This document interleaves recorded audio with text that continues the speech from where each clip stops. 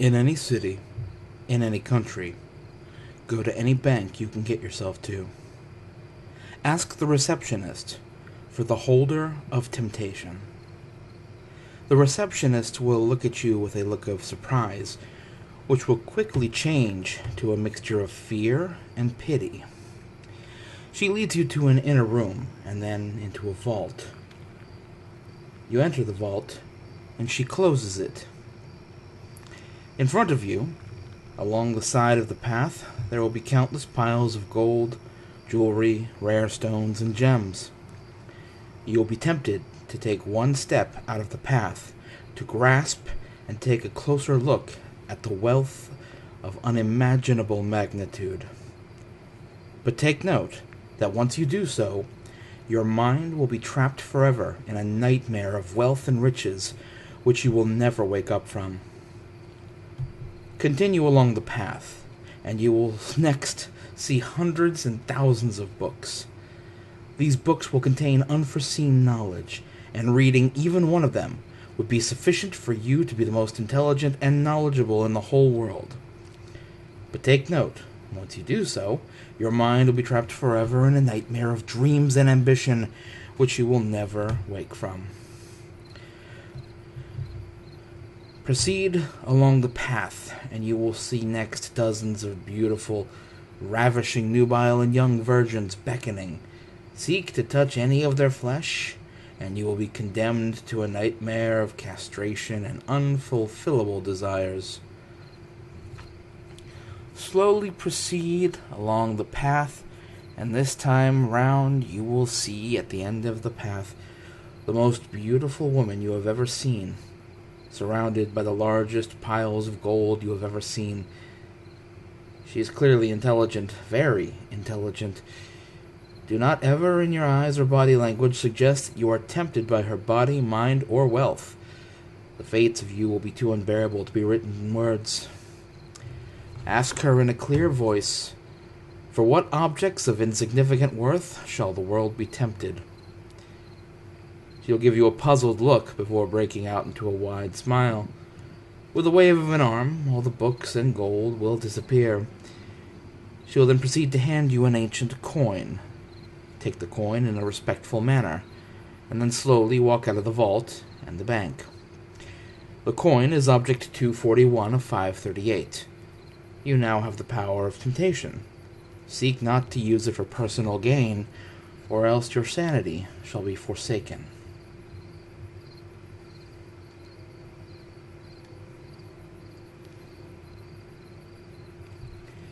In any city, in any country, go to the nearest racetrack and approach one of the jockeys.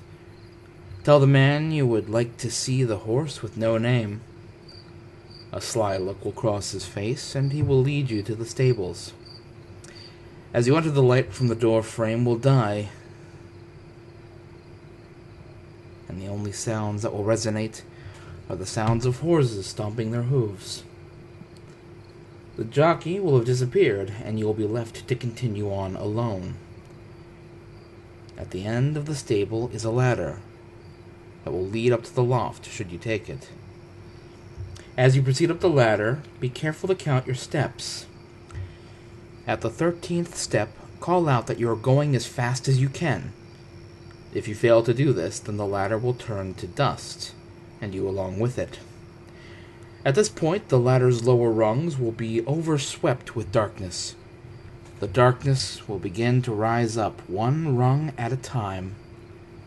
You must make all haste to the top of the ladder, for if the darkness touches you, it will drag you down into suffering for all eternity. If you can scramble up the ladder before the darkness manages to touch you, then you will find yourself in a cramped loft. The jockey from before will be holding a stopwatch that flashes the number of seconds it took for you to ascend the ladder. He will grin at you with blackened teeth. You may ask only one question. How long will this go on for? He will snort and snap back. Too long! He will then toss the stopwatch to you and jump from the loft window.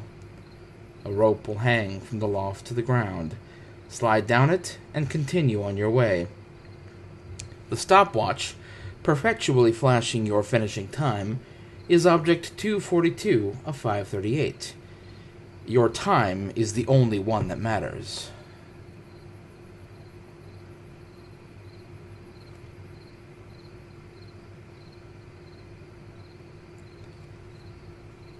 In any city, in any country, go to any mental institution or halfway house you can get into and ask for the holder of degeneracy. A look of disgust will befall the worker you find before you. Ask once more, but be wary as to not ask a third time. A short while after the second request, the worker will hand you an old, rusted, inhuman key. Now, don't hesitate. Physical contact with this key for more than 10 seconds has been known to result in vegetation. It has been shown to be safe if the key is kept in pockets, or, for the quick-witted, a chain around the neck.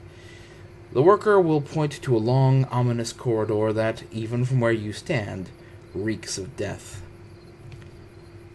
The feeling a seeker like yourself may get when looking on this hallway could be described in a simple word as horror. The walls and floors are covered in what looks like feces, and it seems that there has also been a freshly applied layer of blood. Smells of methane and metal will fill your lungs and nostrils, but do not hold your breath. The degenerates will find you in this impossibly dark, yet clear hall, and will not hesitate to tear you limb from limb. While you walk, footsteps not of your own will echo throughout the corridor.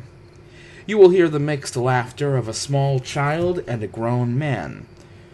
But do not look behind you if you enjoy the gift of sight. Upon reaching the end of the corridor, you will find a door made of a material not far from tinted glass. Through it, one can see silhouettes. Knock on the door twice, and if you're lucky, a silhouette will respond by writing backwards on the glass. Find a way in.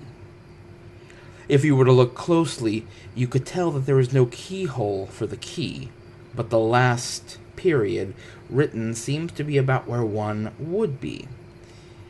If you are bright and understand this, then you will be able to unlock the door. But remember, don't hold the key for too long. Once the key has been turned, it will wither in your hand, and the door will open. Inside is a bright white room, the silhouette nowhere to be seen. In its place is a man with his eyes and mouth sewn shut, his head strapped into the headpiece of the electric chair he is bound to. Do not speak anything other than one question. Ask, how does it come to be that a person's soul is so degenerate? The thing before you will rip through its stitched eyelids to stare deep into your soul. Paralyzation will occur as you come to understand the story of his sexual deviancy and quest for unspeakable pleasure. With hands and mouth still bound, the once human will slowly fade from the chair, leaving only a small, faded blue box with a matching blue key lying on top. The blue box may never leave your person. If it is left anywhere, with it will be your 5 senses. This box and key together are Object 243 of 538. Bring the pieces together to tear the world apart.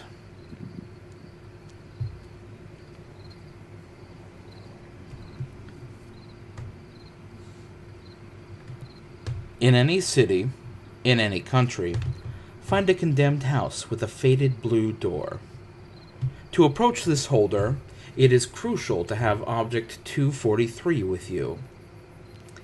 Firstly, you must have the key to unlock the door to the house. Once inside the house, you will find it to be empty. Search the house in any manner appealing to you. Your path is already set. As you approach the last room, you will notice that the door is very different from the rest of the house. Extremely ornate and made of polished heavy oak. If you wish to run, now would be the time. If not, knock on the door. It doesn't matter how many times, as long as it's a confident knock. If you are greeted by silence, then it would be wise to flee, unless you would like to see what is kept in the hidden enclosure built beside the wall opposite. If you hear a man clearing his throat, then it is safe to enter, though not to let your guard down. Once you are through the door, you will find yourself in a large study, ornately decorated with bookshelves full of books lining the walls, and a large, richly made desk in the middle of the room. Behind the desk is a large, important-looking shield mounted on a wall. At this desk is a little old man writing in a small green book. Do not speak, just wait. After a few moments of furious scribbling, the man will stop for a moment, as if thinking, and then motion for you to sit in a chair in front of his desk. Do so, and the chair will rocket into the ceiling, leaving you as nothing more than a puddle. If you stand patiently, then the small man will eventually look up at you. His face will suddenly change into something not of this world.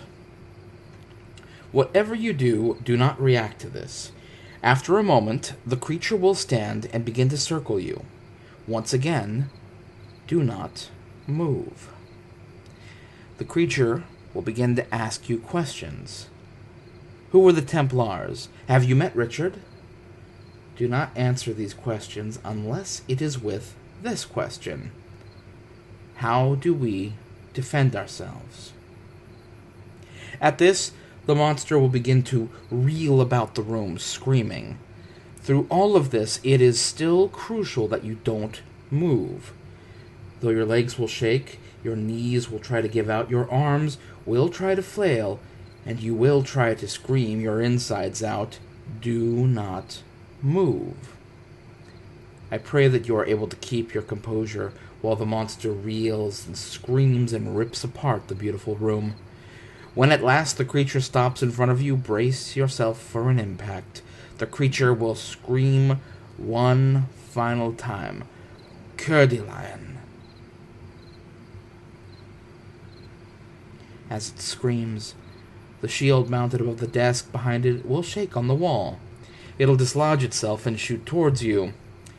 As it is about to collide with you, close your eyes and open the small blue box. Count to 10. Open your eyes. You will now be standing outside of the house, dust flowing from the inside of the house.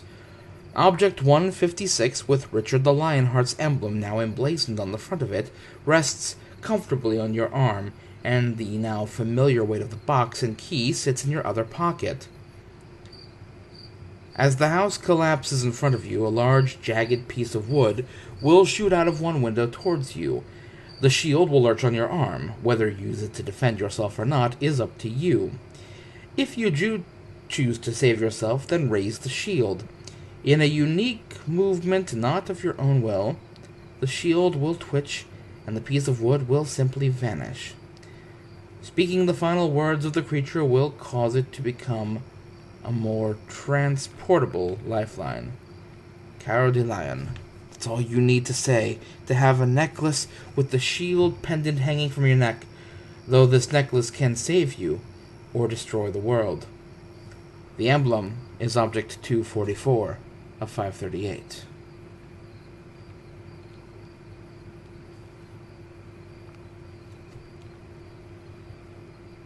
In any city, in any country, go to any mental institution or halfway house you can get yourself to. When you approach the front desk, the worker will be busy writing a memo of some sort. Don't look at it, don't ask about it, and leave if there is no memo. Ask the worker if you could see the one who calls himself the holder of etiquette. If the worker stops writing, flee to the nearest bar or social club and remain there for 2 days. In extreme cases, the worker will stop writing and set the pen down on the table. If that happens, you and all who have known you will perish by nightfall. Hope that the worker keeps writing. If they do, walk around behind the counter and pick up the briefcase there. Proceed to the top of the building. Let nothing stop you, and avoid the elevator. Once you step through the door that should have granted you access to the roof, you will find yourself in an elderly gentleman's house. Sitting behind an antique wooden desk, the graying man ought to look at you quizzically, as if expecting you to say something. Tell him, "I am here to trade." If the gentleman declines and asks you to leave, you will feel yourself forced back out the door you entered through, into a world that even gods fear to gaze upon. He should, however, reluctantly agree. He will lead you into his quaint living room and ask you to take a seat. It does not matter if you choose to or not, though it's polite to accept. You will notice a grandfather clock with all of its hands pointing to 12. The man will ask you, "What do you wish to sell?" The clock will chime once and begin ticking. You have until the hands show 12:30 and 30 seconds to convince the man to buy your merchandise. You may use whatever it takes for him to agree to buy your merchandise at whatever cost, but you may only ever refer to it as your merchandise. From the outset, the old man will be stubborn and refuse to buy your merchandise. You must persevere, though, for should you fail, you will step into a world of unspeakable horror when you leave. If you manage to convince him to buy, however, you will be free to go when the clock shows 12:30 and 30 seconds. Don't forget to take the briefcase with you, as this is Object 245 of 538. Inside, each person will see a material possession that they will seek until the end of their days.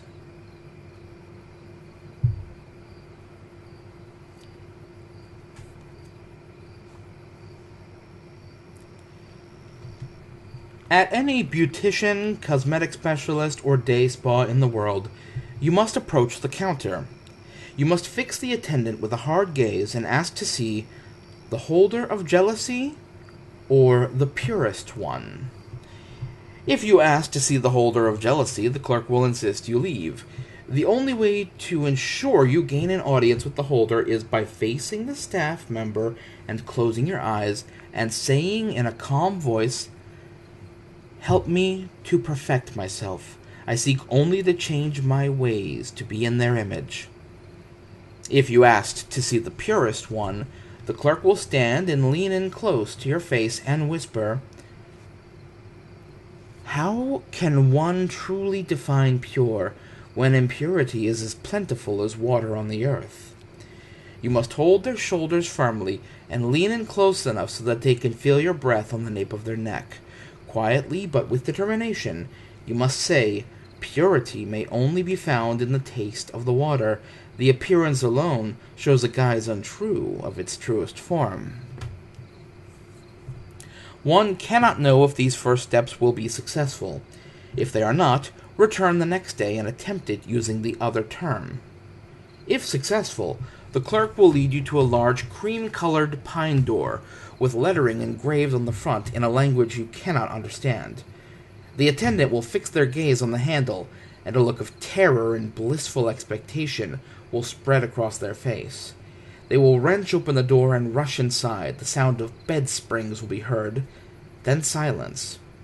You must enter the room and look at the mirror in the right top-hand corner so that you can only see the lamp next to the bed in the reflection.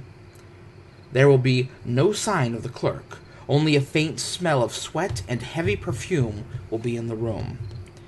You must announce, "I am here to find perfection," and a hand will extend to turn on the bedside lamp. Turn to face the bed, and a woman will be sitting it. This woman is the simple and incontrovertible epitome of beauty and grace. Voluptuous curve, small figure, a face that can make a grown man weep in astound. The woman will be sitting in a seductive pose, and will beckon you with one finger. You must resist with every fiber of your body, regardless of sexuality or gender. You will have the most compelling, forceful desire to have this woman as your own.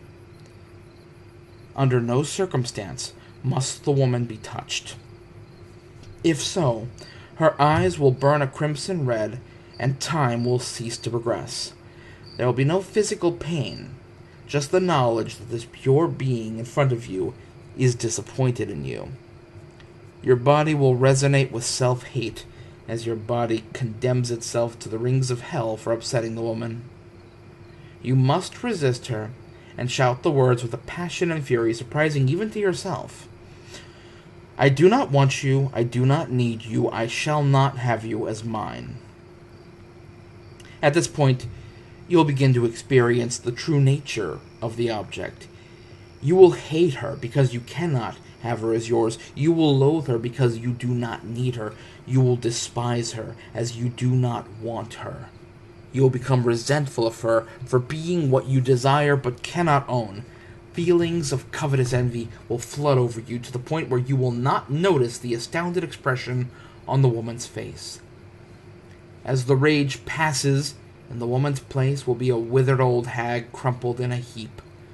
Her sobs are the most pitiful you will ever hear. You must kneel by her place, your hand gently upon her bony shoulders, and say quietly, "Now I have tasted the purest fruit. I know what you are, instead of what people must think of you." She will turn to face you, and her body will regress in age, until she stands tall once more, the astounding beauty she once was. She will grasp you firmly and thrust you into a passionate kiss. A moment of ecstasy will be sorely ended by you apparating in the foyer of your local airport, clutching the mirror you first spied her in. The mirror is object 246 of 538. You may see the purest form of man, but they may only judge themselves and wish to be another.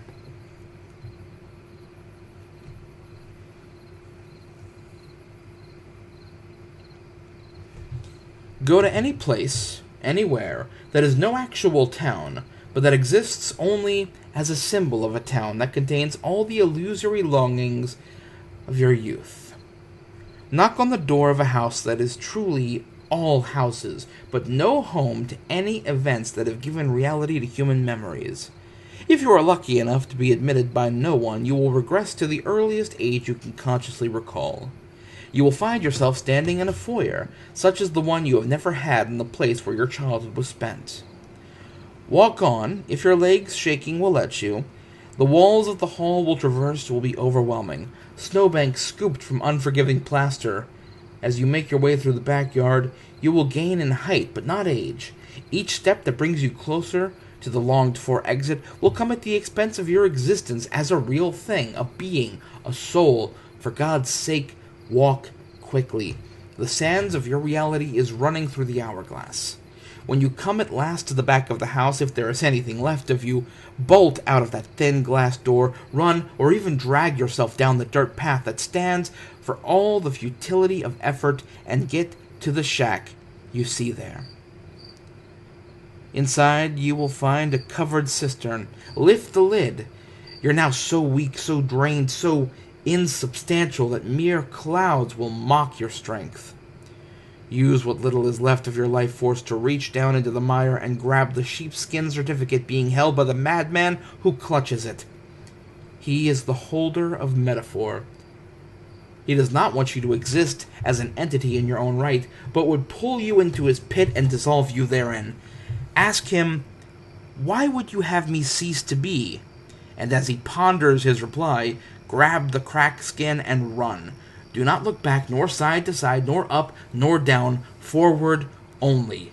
You will retrace your steps through that house that is no home, and grow younger with each step. If you can make it out the front door before you have unaged out of existence, you will survive. If not, the certificate will be returned to the shack. This certificate is Object 247 of 538. It is your task to discern its literal meaning.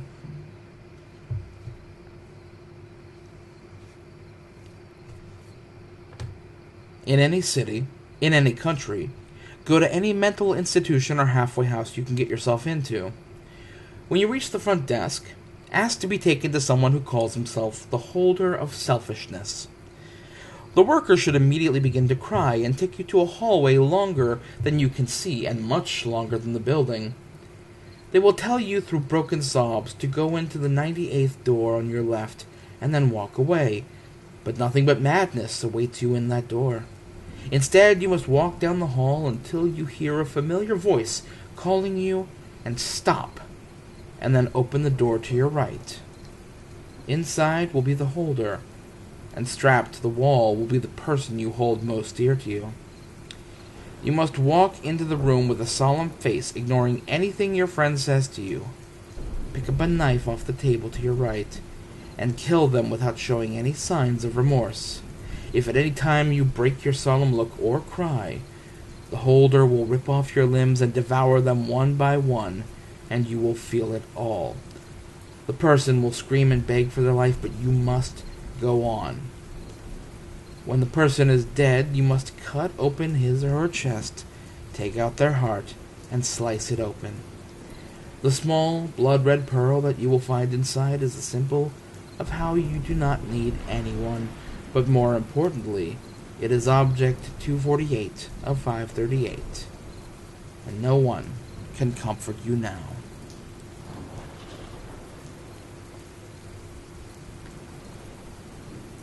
In any city, in any country, go to any mental institution or halfway house you can get yourself into. When you reach the front desk, ask to be taken to someone who calls himself the Holder of the Blaze. If the person does not instantly burst into flames, then you are at the right place. They will take you to an empty room with no windows and close the door. He or she will then take out a ring of ancient keys covered in the language, shuffle through them, take out one that looks as if it is fresh out of a raging fire, unlock the door with it, and then open the door. Through the door is a long metal bridge above a sea of flames. If instead there is simply darkness, then the object has already been taken by another seeker. If there is fire, then go through the door. Once you go through the door, the worker will slam it behind you, and it will transform into a steel wall. Now the only thing you can do is go forward. The flames are intensely hot, and as you go on they seem to get much hotter. You must walk for what will seem like an eternity. All the while, the flames will get hotter with every step. If you have Object 32, the speed, then your journey will take about 1 year. But if you do not, then your journey will take at least 5 years. While on this bridge, you will not require food or water, but you will still feel hunger and thirst. If you are able to make it through the scorching flames, which are so hot they would have melted your bones if they weren't mystical, then you will reach a large statue holding a chest containing all the world's gold in its left hand, and one of the most beautiful people you have ever been, spouting erotic things that he or she will do to you if you pick them up in its right hand. Rest assured that neither of these items are a trick, and they would most certainly make you very happy. But if you wish to obtain all objects, you will give them both up and touch the head of the statue.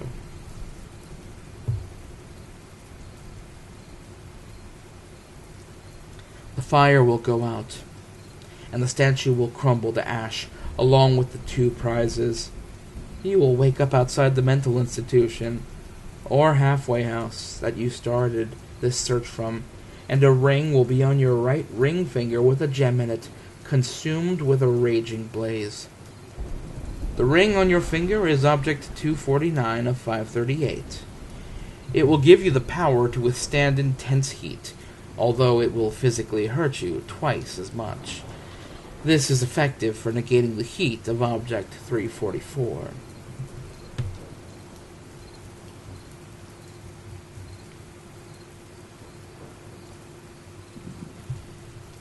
In any city, in any country, go to the city center and find a private office building.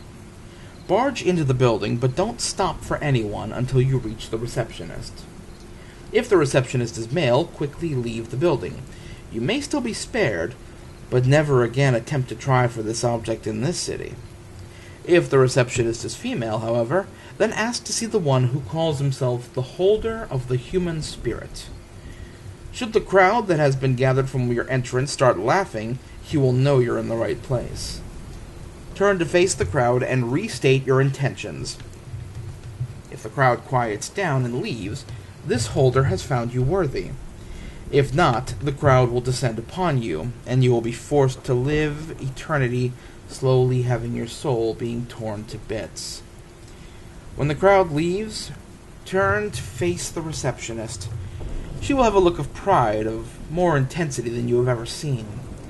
Ask her for a job, and she will start out doing the worst, degrading and disgusting jobs you have ever imagined. Live through this without missing a day, and in a year you'll be promoted. Repeat the cycle, and eventually you will be chosen to be on the board controlling the company. In your first board meeting, you must sit down. Wait patiently for everyone to assemble. You don't want to end your life after spending this long on the hunt. Once everyone is sat down, you must be quick and make the first statement, or all of this will have been for nothing. You must ask them, what happened to humanity? These men and women sitting around you will, in turn, explain in detail the tale of every person who sought to take something that they did not deserve, and what became of the ones who had their life's work taken away. They will tell you of every person driven mad by those around them, and of every man who sought to fight against reason. The last man will tell you about every person who beat those odds and allowed humanity to continue to evolve. When this man utters his final words, you must draw a gun and kill every person in the room except for you and the last man. If you did not bring a gun or had it confiscated by security, then you were a fool for attending this meeting. For every person in this room will descend upon you and pull at your very soul. The pain will be horrible, and it will not dull with time. You will be stuck like this forever, and no one can save you now.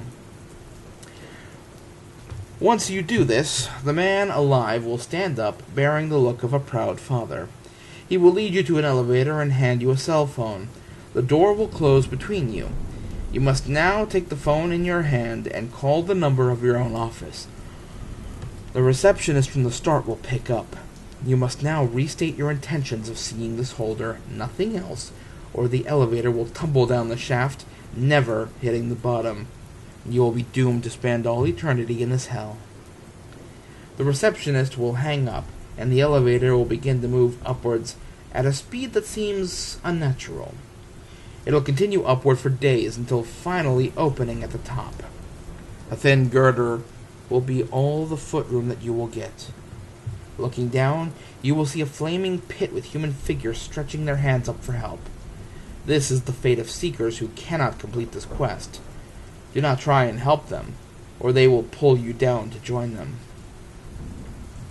At the end of the girder bridge, a man will be standing and staring at a sunset on the far horizon. When you are within 10 paces of him, stop.